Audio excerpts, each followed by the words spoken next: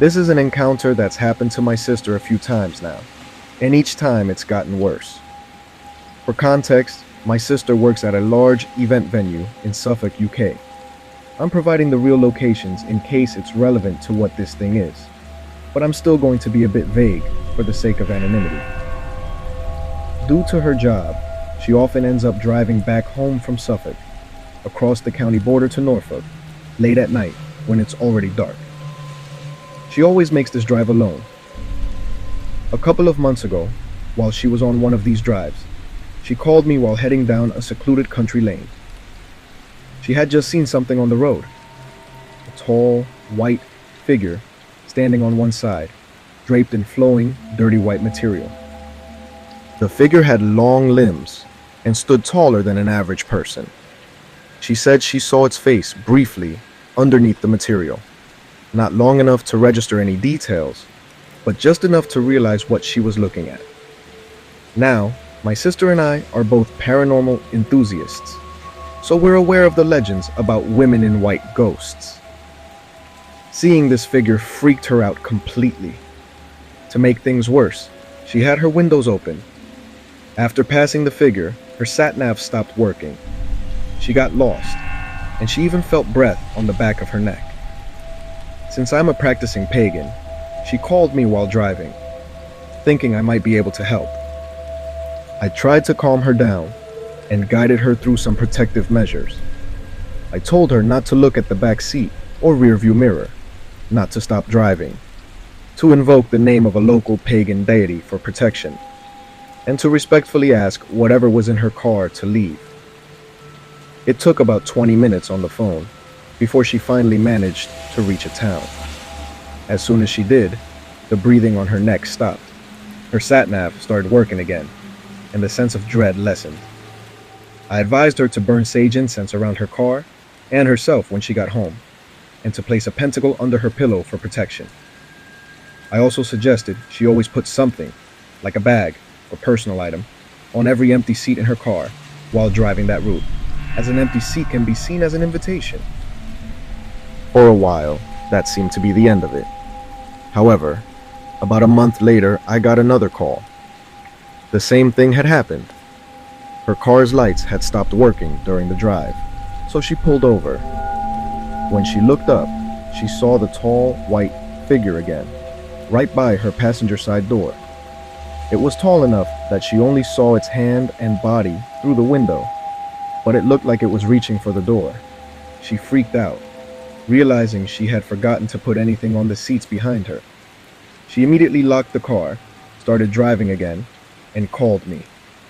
We repeated the same steps as before, but this time I noticed heavy static on the phone line. She later told me the radio hadn't been on. Last night, I got another call from her. The same thing had happened again. This time, she saw the figure standing next to a "Give Way" sign. The figure was as tall as the sign, with one arm pointing downward and the other stretched out over the sign itself.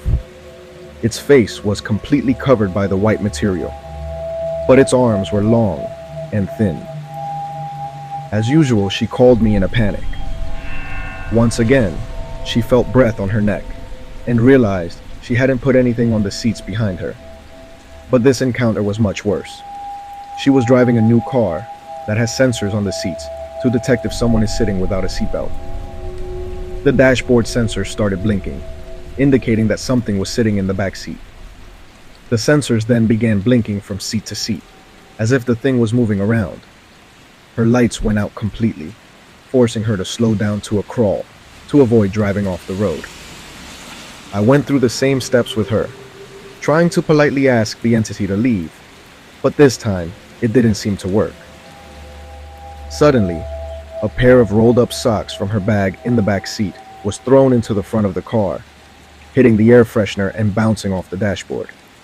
I suspect the thing was trying to get her to look in the mirror, to see it. Terrified, she noticed the smell of something burning, but then spotted a car up ahead. She sped up to follow it closely, so she wouldn't be alone on the road. However, when she looked down briefly, tried to get her lights back on, the car vanished.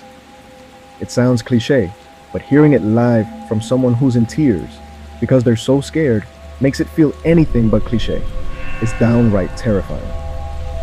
She eventually made it to a town, but she realized she'd somehow missed a whole stretch of road, including a roundabout she should have crossed. It was as if she skipped an entire section of her journey. Once she was in the town, her lights came back on.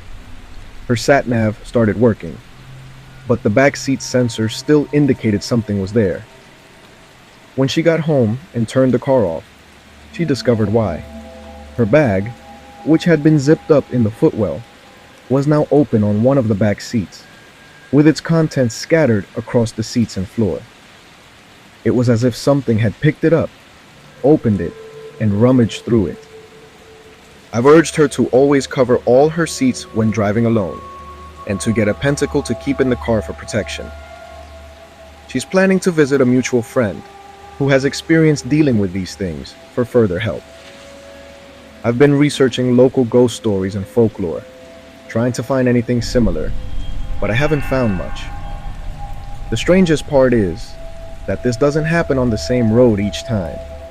It's different roads and sections, but always during her drive home from Suffolk.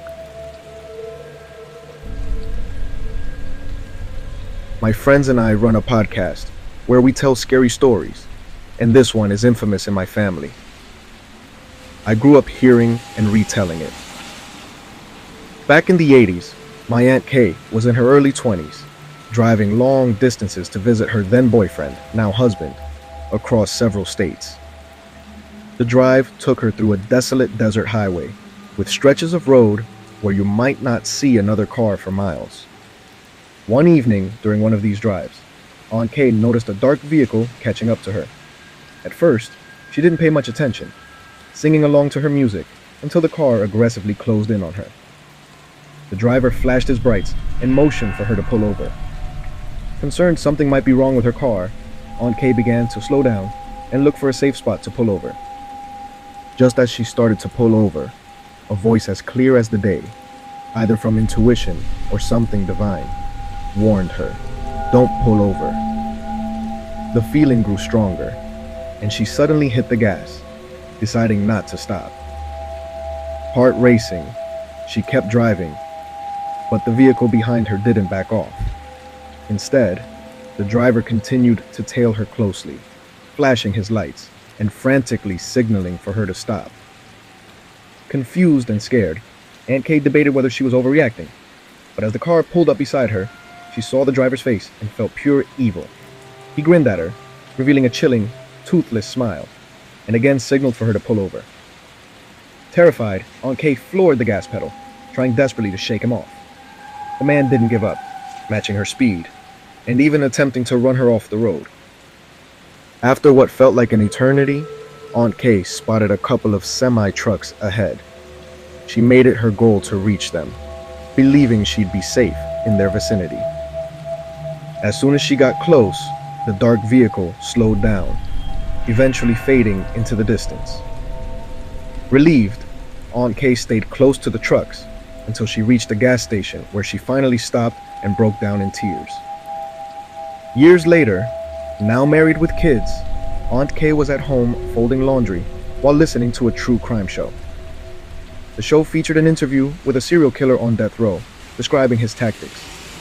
He talked about waiting for lone female drivers, signaling for them to pull over by flashing his lights, and offering to help fix their cars. He'd then disable the car and lure the women into his vehicle under the pretense of taking them to a repair shop. Once they were in his car, he'd rape and kill them, disposing of their bodies in the desert. As Aunt Kay listened in horror, the man said he only let 2 or 3 women get away. She walked into the living room and saw the same haunting, toothless grin she'd seen that night on the highway. The killer was Henry Lee Lucas. Back around 1992, when I was in high school, I was a sophomore. Unlike most of my friends who worked typical high school jobs like McDonald's, Taco Bell, retail stores, or grocery stores, I worked in more hands-on jobs like construction, demolition, flooring, and auto mechanics. I got paid under the table because I started working these jobs at 14.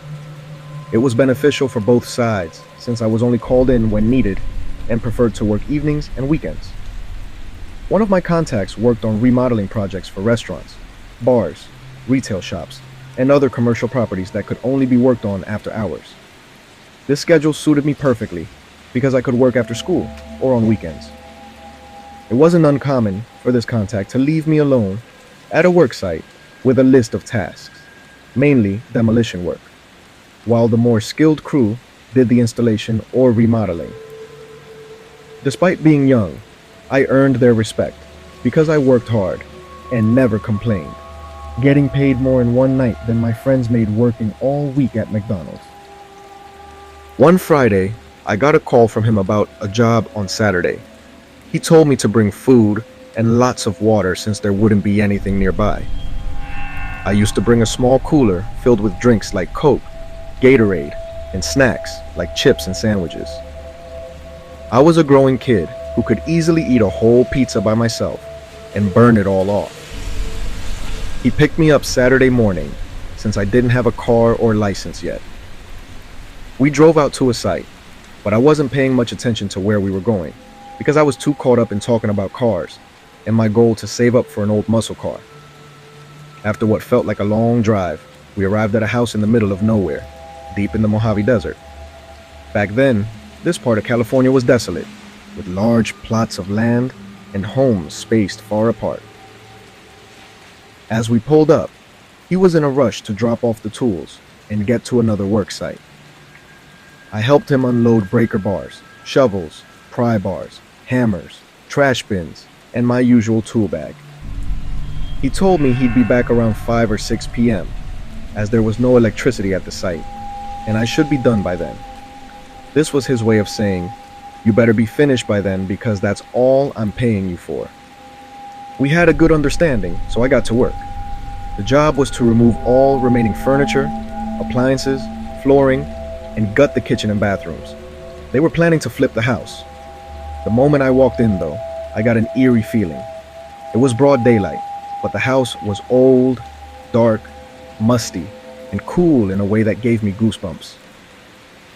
The interior looked like a time capsule from the 1960s. Green carpet like matted down broccoli, dark stained pine wood paneling, and avocado colored kitchen appliances. The furniture and decorations were outdated, like something out of a western ranch, with wagon wheels inside and outside the house. I turned on my battery-powered radio, but only got a few stations. I got to work, tearing up the flooring and demolishing the kitchen. Everything went smoothly until late afternoon. I ran out of food and drinks, but I figured my boss would be back soon. The temperature dropped quickly after sunset, and I only had a flannel shirt, which wasn't enough. As it got darker, the house became even creepier. The batteries in my radio died, leaving me in complete silence. Around 8 p.m., I heard strange noises, footsteps, rustling leaves, and what sounded like whispers. I grabbed a heavy pry bar, ready to defend myself. My imagination ran wild as I thought about stories of bodies buried in the desert, Satanist groups, and people going missing out here. Shadows seemed to move inside and outside the house, and every creak made my heart race. By 11 p.m., I was at my wit's end. I decided that at daybreak, I'd take what little water I had left and hike east toward the main road. Just when I thought I couldn't last another hour, I saw bright lights approaching. It was my boss. He apologized profusely, saying there was a mix-up with the other crew, and no one came to pick me up. He felt terrible and paid me for the entire time I was stuck out there. As we drove back, I told him how creepy the house was. He didn't have any information about the property, just that we were hired to clear it out. After that experience, I made sure to always carry extra batteries, a flashlight, and double the amount of liquids on every job.